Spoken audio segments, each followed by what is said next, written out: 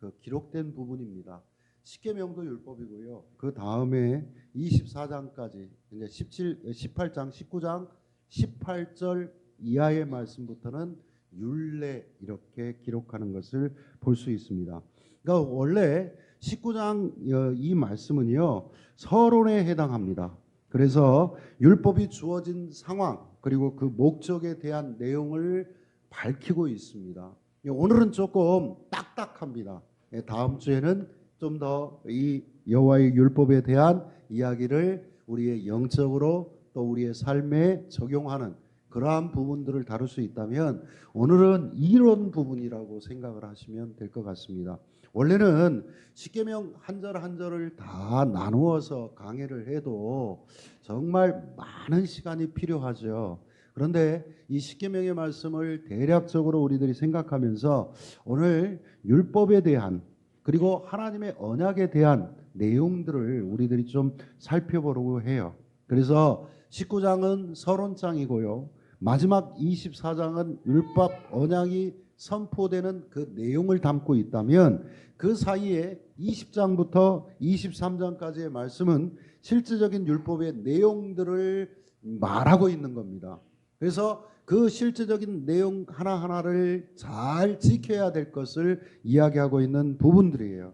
그래서 이 말씀을 오늘 가져서 율법을 이 24장까지 우리 20장부터 또 기록되어져 있는 그 말씀들을 조금 더 세밀하게 두 부분으로 나눌 수 있는데요. 20장 1절부터의 말씀, 오늘 읽은 본문의 말씀은 십계명에 대한 내용입니다. 그리고 그 이후에 있는 그런 말씀들을 율례와 관련된 내용이라고 보시면 되겠습니다. 그래서 그게 율법을 그냥 우리들이 오늘 본문에 그러니까 20장부터 24장의 말씀, 19장부터 24장의 말씀까지를 우리가 통해서 보게 되어지면 크게 두 부분으로 나눌 수 있다고 말씀드릴 수 있어요. 하나는 십계명, 하나는 율례 이렇게 되어져 있습니다. 그렇다면 십계명과 율례가 무엇이 다를까? 무엇이 다를까? 이런 부분이라고 그랬으니까 좀 딱딱하다고 그러는데 잘 들으셔야 돼요. 오늘 말씀을 토대로 여러분들이 조금 더 여러분들의 신앙의 지식이 조금 더 늘어날 수 있는 계기가 될 수 있기 때문에 그래요. 자, 그렇다면 무엇이 다를까를 보면 십계명은 일종의 헌법이나 또 헌장이라고 말할 수 있어요. 만약에 우리 교회 같은 경우를 얘기를 한다 그러면 우리가 규약이 있단 말입니다. 그러면 대부분 어떤 회가 되어졌건 교회가 되어졌건 어느 모임이 되어졌건 그 대략 전문을 이렇게 쭉 밝힙니다. 그러면 이 전문을 밝히는 이유는 우리 회의 목적입니다. 우리가 이것을 지향하면서 살겠습니다. 이 목적대로 가겠습니다라는 그런 어떤 선언이에요. 그러니까 우리나라에는 헌법 외에도 조례도 있고 규칙도 있고 뭐 규정도 있고 뭐 지방에 가면 또 지방의회법이 있고 여러 가지의 법들이 있지만 우리는 헌법을 가장 기본으로 삼고 원칙으로 삼고 살아가는 거예요. 그러니까 십계명이란 바로 그 율법의 원칙을 이야기하는 겁니다. 그렇다고 그러면 율례란 또 무엇일까? 여러분들이 보면 이 전문이 우리들의 목적이라고 말씀드렸어요. 헌법은 이게 기본이라고 말씀을 드렸다면 우리들이 세부적으로 어떻게 시행하면서 살 것인가? 그 규칙들을 이야기를 한 거예요. 그래서 야, 너 하나님 여호와의 이름을 망령되이 읽지 말라고 그랬는데 이름을 망령되이 일컫는 것이 이래서 안 된다. 자, 간음하지 말라고 그랬는데 야, 또 율례를 보니까 거기에는 조금 더 세부 이렇게 짐승하고 교접하는 자는 돌로 쳐 죽여라. 동성애도 안 된다. 이런 내용들이 쭉 담겨져 있는 것을 우리들이 볼 수 있어요. 그래서 즉 십계명을 구체적으로 풀어서 설명한 내용들 그리고 그것들을 구체적으로 어떻게 법으로 지켜나가야 되는가 하는 것을 가르쳐주는 것이 율례라고 말할 수 있습니다. 그래서 근데 십계명과 율례의 좀 특징이 다르다는 걸 좀 말씀을 드리고요. 이 말씀 속에서 보면 십계명은 하나님께서 어떻게 하셨어요? 직접 써주셨어요. 모세를 시내산 위에 불러놓으시고 거기에서 돌판을 준비해라. 근데 깎은 돌판이 아니라 그냥 거칠은 돌판 위에 하나님께서 10가지의 계명을 직접 두 부분으로 나누어서 말씀하시고 새겨주신 거예요. 그러니까 십계명은 하나님의 직접적인 계시의 말씀이라고 보시면 됩니다. 그렇게 보시면 되는 게 아니라 그렇습니다. 그러니까 하나님이 직접 우리에게 가르쳐준 10가지의 계명입니다. 그래서 십계명을 영어로 데칼로그라고 이렇게 이야기를 합니다. 근데 이 데칼로그라는 말은 데카라는 말과 로고라고 하는 히라보의 합성어예요. 여러분들에게 말씀드렸던가요? 이 히라보를 바탕으로 해서 영어가 거의 만들어졌다고 보시면 된다고요. 그러니까 데칼로그라는 말은 데칼이라는 말과 로고라는 말의 합성어인데, 데카라고 하는 말은 히라보로 10을 뜻하는 숫자입니다. 숫자를 가리키는 거고요. 로고는 여러분 들어보셨을 거예요. 히라보로 로고스라고 하는 말.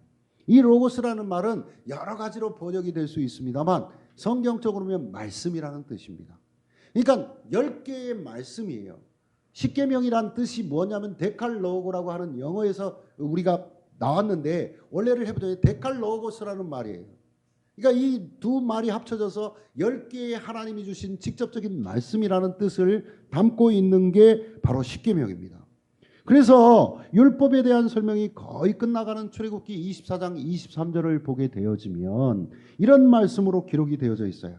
모세가 와서 여호와의 모든 말씀과 그의 모든 율례를 백성에게 전하매, 이렇게 돼 있다고요. 모세가 전한 게 뭐라고요? 여호와께서 하신 모든 말씀, 그의 모든 율례를 백성들에게 전하였다, 이렇게 이야기를 하고 있는 거예요. 그러니까 곧 무슨 얘기냐면 율법을 십계명과 율례로 나누어서 증거하였다, 전하였다, 이렇게 말하고 있는 부분을 볼 수 있습니다. 그렇다면 십계명은 하나님께서 직접적으로 주신 10가지의 말씀이라면 율례는 뭘까? 그것은 간접적으로 하나님께서 모세에게 주신 말씀을 전달한 거예요. 그러니까 조금 특징이 다르죠. 십계명은 직접적인 하나님의 말씀이라면 이 율례는 모세를 통해서 하나님께서 전달케 하신 말씀, 간접적인 말씀, 계명, 이렇게 보시면 됩니다. 근데 이 율례와 십계명을 합쳐서 우리가 율법, 근데 성경을 보면 규칙과 규범과 뭐 법도와 뭐 이게 다 이렇게 돼 있잖아요. 그거는 곧 율법에 대한 또 다른 말이고요. 우리들이 법을 이야기할 때 뭐 조례, 규칙 이것도 다 포함해서 법이라고 하는 것처럼 그 세부적인 어떤 내용들을, 레위기 같은 경우는 하나하나 이런 짐승도 먹으면 안 돼, 이런 짐승은 먹어야 돼, 야 이런 바다에 기어다니는 것, 뛰어다니는 것, 뭐 이런 것들 다 얘기하는 것처럼 세부적인 내용들을 분별해 놓은 것이라고 생각하시면 되고, 그게 율법은 십계명과 율례라고 이해를 하시면 된다. 그런데 이 율법에 대해서 우리가 성서학자들에 의하면 이것을 또 분류하기를 3가지로 분류를 합니다. 첫째는 도덕법입니다. 여러분 도덕법이 뭡니까? 도덕이에요. 윤리법이에요. 또 두 번째는 뭡니까? 의식법입니다. 의식법이란 뭘까요? 제사는 이렇게 지내라. 말 그대로 종교적으로 하나님을 섬기는 데 있어서 야 너희들이 번제를 드리고 또 소제를 드리고 또 뭐 화목제를 드리고 속죄제, 속건제, 이게 대표적인 5가지 제사인데 레위기의 시작이 이 5가지 제사로부터 시작이 되지 않습니까? 그러니까 이 5가지 제사인데 이것은 이 제사를 드릴 때는 야 짐승을, 번제 같은 경우는 다 각을 떠서 그것을 통해서 다 번제단 위에 올려놓고 불로 태워버려. 남기지 마. 화목제는 뭐예요? 말 그대로 하나님과 우리 사이의 화목을 위해서, 또 나와 내 옆에 있는 이웃과 내 가족들의 화목을 위해서. 그러니까 축제의 장으로 번지는 거예요. 그래서 제물을 드리되 제사장의 몫이 따로 있고 또 백성들이 그 고기를, 그러니까 태우는 거는 먹지 못하는 내장, 그 다음에 기름덩어리 이런 것들은 태우지만 고기는 남겨요. 그래서 그것을 구워 먹기도 하고 같이 나누어 먹는 제사, 이게 화목제사예요. 자, 이런 것처럼 의식법이라고 하는 것이 두 번째 있습니다. 세 번째는 뭘까요? 사회생활은 이렇게 해야 된다. 너희들 이웃들과는 관계를 이렇게 맺어야 된다. 또 너희들이 이것을 누구를 때리면 5배로 갚아라. 이게 성경에 주로 나오는 이야기거든요. 자, 옆집의 물건을, 옆집의 소를, 옆집의 나귀를 상하게 했거나 아니면 네 소가 너무 밭에 들어가고 난장판을 버려놓거나 그렇게 하면 5배로 갚아라. 이거거든요. 이게 뭐예요? 시민법이에요.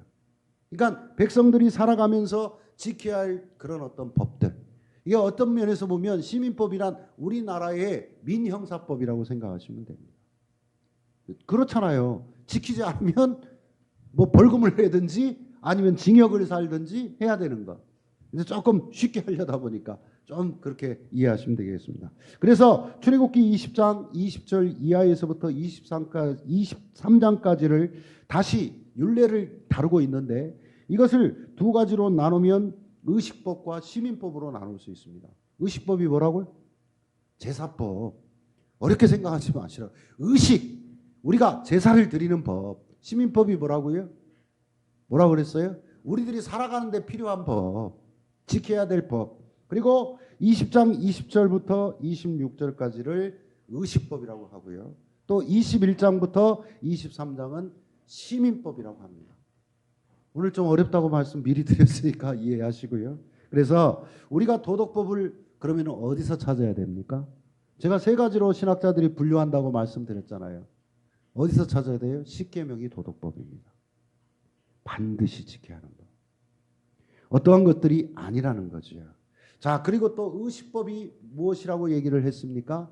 제사법이라고 했으니까 우리가 대충 압니다. 그런데 자, 여러분들이 보게 되면 시민법은 어떤 내용으로 이루어져 있을까? 이건 잘 몰라요. 너무나 막 세부적이니까 이 부분들을 오늘 조금 이야기를 하고 십계명의 우리들이 내용까지 보고 다음 주부터 십계명의 특성과 율법은 순종이라는 것을 말씀을 드리려고 합니다. 그러니까 지금까지 서론 이야기를 한 겁니다. 자, 여러분 보시면 자, 시민법이 어떤 내용으로 이루어졌을까? 21장부터 23장이 뭐라고요? 시민법이라고 말씀을 드렸어요. 시민법은 뭐라고? 관계법이에요. 제가 말씀드렸어요. 이웃들과 어떻게 살아야 되는가? 우리들이 백성들로서 하나님의 백성으로서 이 세상에서 어떻게 살아야 될 것인가 하는 것들에 대한 내용입니다. 그러면 시민법은요, 부분적으로는 이 내용들이 다 형법을 내용을 품고는 있습니다. 그러니까 징역 사는 거잖아요. 여러분 보시게 되면 형법 재판은 빨라요. 그거 아십니까? 근데 민법 재판, 민사법의 재판은 막 길으면 1년도 넘게 막 어떨 때는 막 2년, 3년도 가요. 민사법이 오늘 본 21장부터 23장에 거의 내용을 다 다루고 있습니다. 그래서 시민법에는 2가지의 목적이 있어요. 하나는 사회 정의 실현입니다. 이 세상을 정말 바르게 살아야 됩니다. 그러니까 성경을 여러분들에게 다시 말씀을 드리는 거지만 교회를 다니는 사람들은 그리스도인들은 정의로울 수밖에 없어요. 그렇게 살라고 성경이 다 가르치고 있으니까 사회 정의를 실현해야 됩니다. 그리고 2번째는 뭐냐면 사회 정의 실현을 통해서 건강한 관계를 회복하라는 겁니다. 유지하라는 거예요. 그러니까 하나님의 말씀을 통해서 듣고 있는 사람들이 건강한 사회를 해치고 있다면 그는 하나님을 제대로 믿고 있지 않는 사람들이에요. 사회정의를 실현하는 데 있어서 내가 그리스도인으로서 하나님을 믿는 백성으로서 조금이라도 기여하는 바가 없다 그러면 그는 좀 다시 한번 생각해 봐야 돼요. 그래서 중요한 건 사회정의만 너무 딱딱하잖아요. 이게 목표가 아니에요. 우리에게 율례를 주신 목적은 가장 중요한 건 건강사회예요. 건강사회.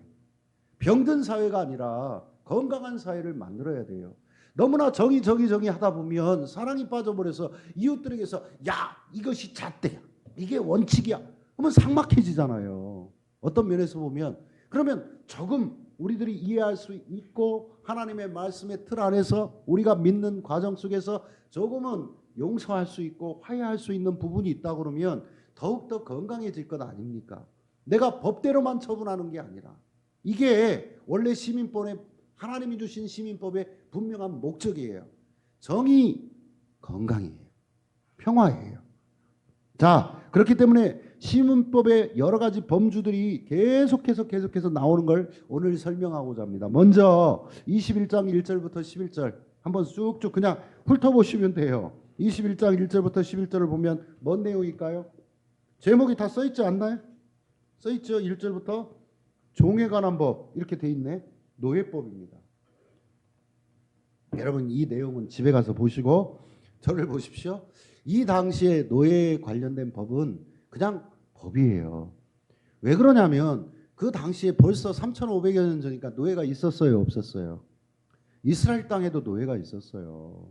하나님이 선택한 백성들 가운데서 노예가 있었어요. 이게 그냥 쭉 흘러나오는 일이었어요. 그래서 십계명의 끝부분이 뭡니까? 너 남의 남종이나 여종이나 뭐 이런 거 쭉 나오지 않습니까? 종이 있었어요. 한마디로 노예를 하나님 앞에서 이제 어떻게 다루어야 되고 취급해야 되는가에 대한 내용을 담고 있습니다.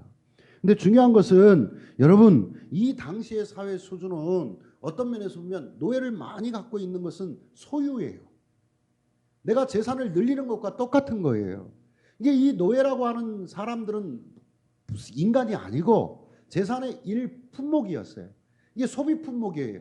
그래서 노예를 다루는 데 있어서 마치 소가 열심히 일을 하다가 죽게 되어지면 그냥 열심히 그러니까 소와 똑같은 거예요.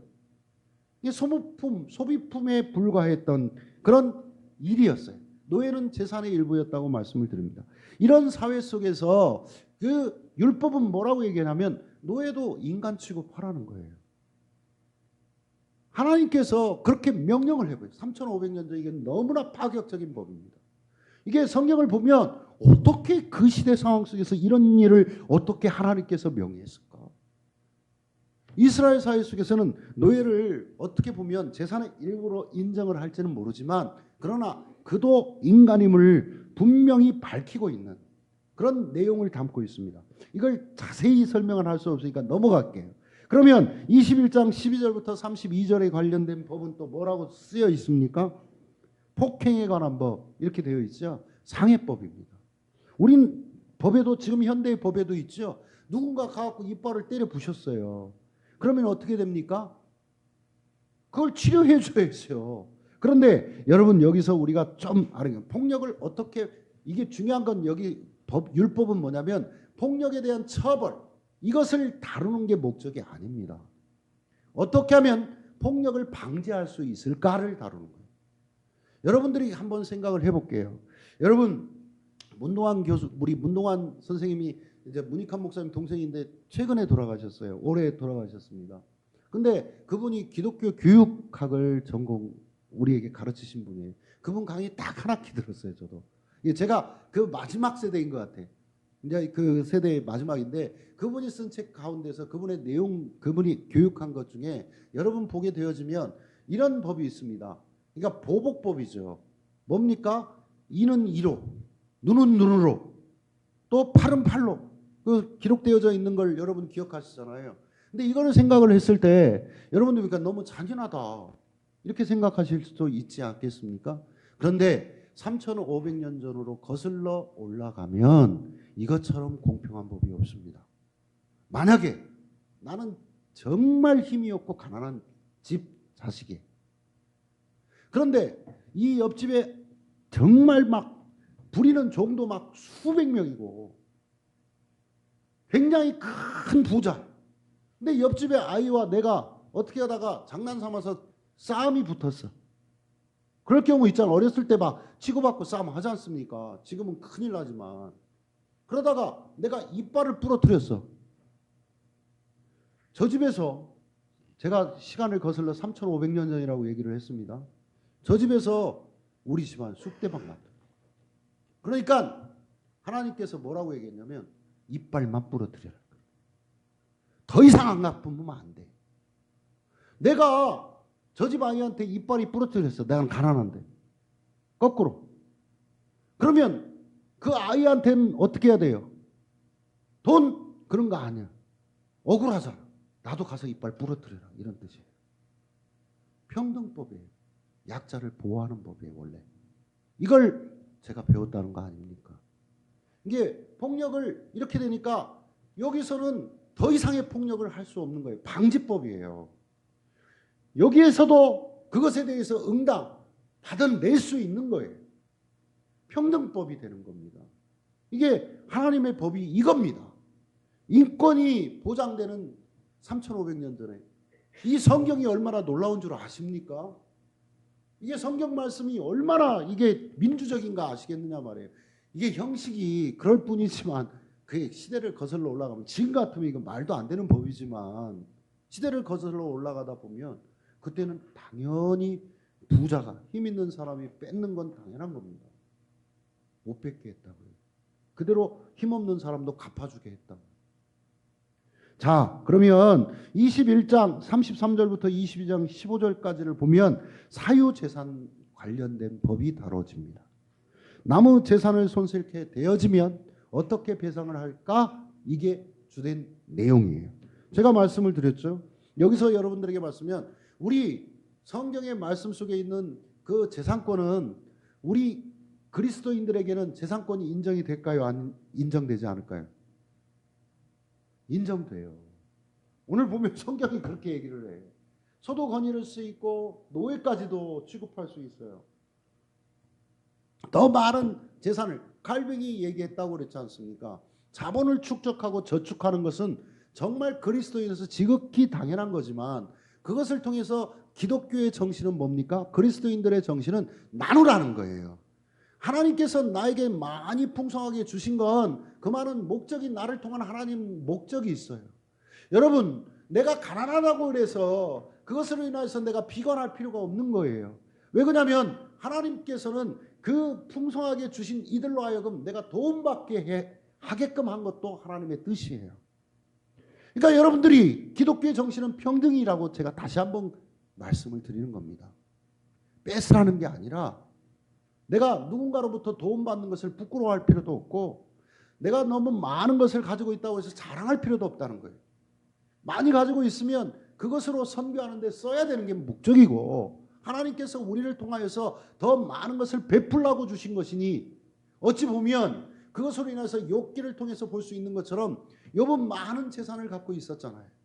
그가 삶을 살아가면서 어떻게 했습니까? 어떻게든 이웃의 욥기에 보면 욥이 원망하는 대목이 나오는데 하나님 내가 얼마나 주님이 주신 그 모든 것을 가지고 가난하고 힘든 힘없는 그리고 고아와 과부와 이방 나그네들을 위하여서 얼마나 많이 베풀고 살았습니까? 내가 그들을 통해서 착취한 적이 있습니까? 힘이 있다고 뺏은 적이 있습니까? 이렇게 원망하는 대목이 있거든요. 이게 성경의 내용이에요. 우리들이 그걸 꼭 기억해야 돼요. 그러니까 공산주의와 달라요. 공산주의는 뭡니까? 다 필요 없어. 너도 가지고 있는 건 많으니까 뭐니까 다 내놔. 그리고 어떻게 해요? 공동으로 다 똑같이 일해. 똑같이 분배할 거야. 이거지 않습니까? 이게 공산주의가 좋아 보이지만 기독교와 공산주의의 사상 자체가 다릅니다. 그렇기 때문에 저도 한때는 그 주체사상 이런 것에 빠져서 뭐 미쳐 날뛴 적도 있지만 근데 가만히 생각을 해보면 그런 겁니다. 하나님께서 공급하여 주십니다. 우리는 그것을 공동으로 나누어 가질 필요가 있습니다. 그래서 더욱더 하나님 은혜 안에서 더욱 살아가라는 거예요. 자, 그 다음 22장 16절부터 31절 말씀 보면 성윤리와 약자보호법이 다시 한번 언급이 됩니다. 여러분, 한 사회가 얼마나 건강한가 우리가 그걸 바로 잴 수 있는 방법이 있습니다. 한 사회가 건강하다는 건 성이 문란치 않다는 겁니다. 여러분, 이 사회를 보게 되어지면 성도덕이 무너지고 있습니다. 여러분 보시면 알지 않습니까? 마약이라는 그런 어떤 것들로 인하여서 그 연예인들이라고 사회의 공인과 같다라는 사람들이 아무 부끄러움 없이 그 문명의 혜택을 입어서 동영상을 찍어가지고 그것도 약물을 주입해가지고 의식도 없는 여자를 그것을 법으로 재단할 게 아니라 우리 정말 성경의 말씀대로 돌로 쳐서 그냥 아니 내 생각은 그래요. 그렇게 안 살아봐서 잘 모르겠습니다만 여기 분명히 성경에 보면 짐승의 교합한 또 오늘 본문에는 나와 있지 않지만 여러분 동성 간의 어떤 그런 어떤 그 관계 아니 제가 정말 성소수자의 입장에서 제가 인권을 강조하는 그런 목사 중에 한 사람이지만 성경에는 그걸 돌로 쳐 죽이라고 해요. 안 돼요. 아무리 그러니까 우리의 잣대는 성경 속에서 찾아야 되잖아요. 이 성경 통해서 보니까 이거는 안 된다는 거예요. 아무리 좋게 보려고도. 그러면 여러분, 목사님들 가운데서 그렇게 주장하는 분들이 있습니다. 의식도 있고 진보적이고 아주 그런데 저는 그분들하고도 다퉈요. 왜 그렇습니까? 어떤 면에서 보면 성경의 말씀을 무시하는 거잖아요. 성경이 원체 문자적으로 이해하라는 뜻으로 말씀드리는 건 아니고 이게 그냥 한 낱말까지 조사 하나까지 그런 뜻으로 제가 말씀드리는 것이 아니라 성경의 줄거리 내용이 그렇게 기록이 되어 있으면 그것을 믿고 우리들이 따라야 되고 지키고 순종하는 것이 맞지 않습니까? 근데 이것을 이렇게 한다는 건 하나님을 무시하는 거지요. 이런 내용입니다. 그렇기 때문에 이 사회의 건강한 것들을 또 한 가지는 뭐냐면 약한 사람들을 돕는 거예요. 근데 그 대표적인 게 구약 성경을 보면 세 부분이잖아요. 고아, 과부, 나그네.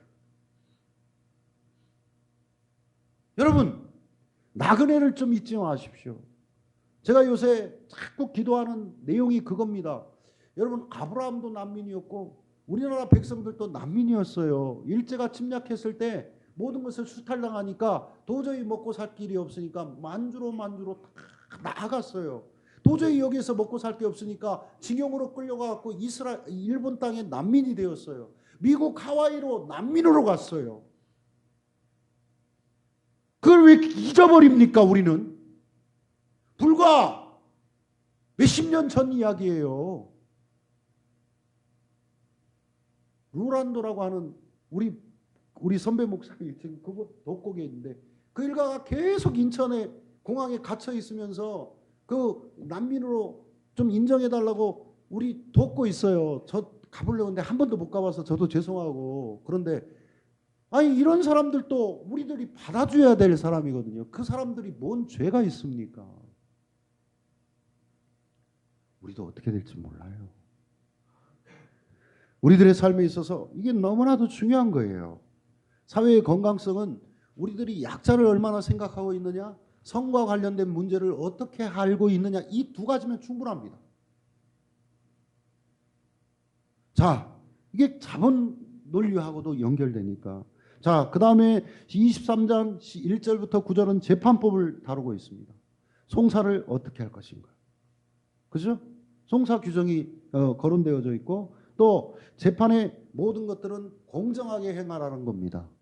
여러분 다시 얘기합니다. 사회의 정의는 모든 것들의 공공성에 있습니다. 공평성에 있다 이 말입니다. 공공이라는 말이 무슨 말입니까? 모두가 같이 누릴 수 있는 거예요.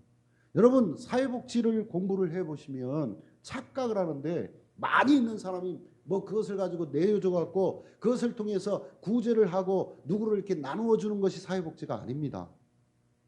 웰페어라는 영어의 뜻이 뭐냐면 건강한 공평함이에요. 웰이라는 말은 잘이잖아요. 그리고 뒤에 페어는 공평하다는 뜻이거든요. 저는 사회복지를 공부를 해봐서 아는데 저도 그 석사예요. 그 가짜하게 공부하다가 그랬는데 주의 제가 말씀을 드리려고 하는 건 뭔 얘기냐면 여러분 사회복지라고 하는 말의 단어 뜻은 뭐냐면 누구나 다 많이 번 사람은 많이 내는 거예요. 또 적게 번 사람 공평하게 분배가 똑같아요. 여러분 보세요. 예, 많이 번 사람은 100만 원을 벌어요. 그런데 이 사람은 5%를 내라. 그런데 10만 원을 버는 사람은 10%를 내라. 이건 불공평한 거예요. 우리나라 법이 그래요.